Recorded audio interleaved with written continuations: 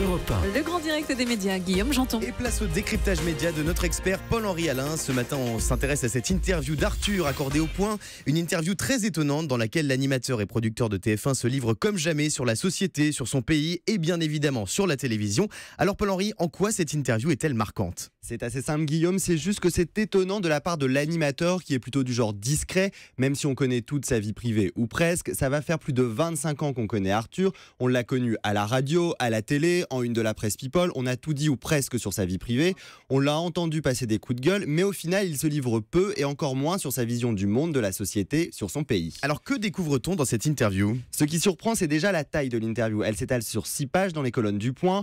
Je me suis entretenu avec Jérôme Béglé qui a réalisé l'interview et il m'a expliqué qu'il a quasiment tout laissé. Il a tenu à rapporter des propos presque bruts de l'animateur et ce qu'il m'a dit est loin de ce qu'on pourrait imaginer. L'interview a été très facile à réaliser. L'animateur n'a pas longtemps hésité et s'est rendu disponible très facilement. Et plus surprenant encore, c'est un homme sage qu'il a découvert, un homme qui a beaucoup réfléchi, qui est bien dans sa peau. On est donc bien loin de l'époque de l'animateur le plus con, c'était son surnom Arthur. Eh bien, il faut croire que oui. Et pourtant, quand on lui pose la question, Arthur répond tout simplement qu'il n'a toujours pas été battu. L'animateur n'envisage donc pas de se ranger. Donc ce n'est pas pour tout de suite qu'on le verra à la tête d'une émission sérieuse. Et ce qui nous étonne aussi, c'est le portrait choisi pour illustrer l'interview. Arthur y apparaît en costume d'amiral du 19e siècle, mais avec un visage de Joker. Preuve encore que l'animateur balance entre sérieux et clownerie. Mais ce n'est pas tout. Dans cette interview, Arthur aborde également ses relations avec certaines personnalités.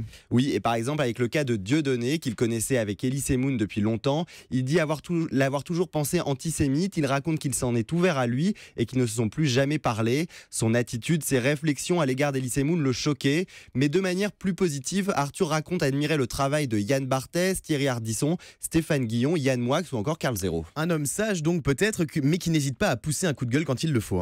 Vous avez raison Guillaume, au milieu de cette interview sur la société, il pousse un coup de gueule contre l'indignation. Selon lui, aujourd'hui on s'indigne de tout. Il explique qu'aujourd'hui on ne s'indigne pour un rien. Il pourrait être en prison pour des trucs qu'il a dit il y a 20 ans, des blagues à la con comme il le dit, juste des blagues qui n'avaient rien de raciste ni de misogyne. Mais ce qui l'inquiète aujourd'hui dans cette indignation, c'est qu'elle s'accompagne aussi d'une forme de délation, notamment sur les réseaux sociaux. Il qualifie les réseaux sociaux d'ailleurs de proximité artificielle, les commentaires quotidiens où chacun y va de sa recommandation.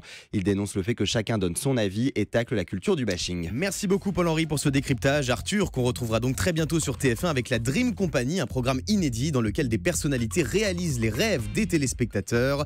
On retrouvera ça donc très prochainement sur TF1.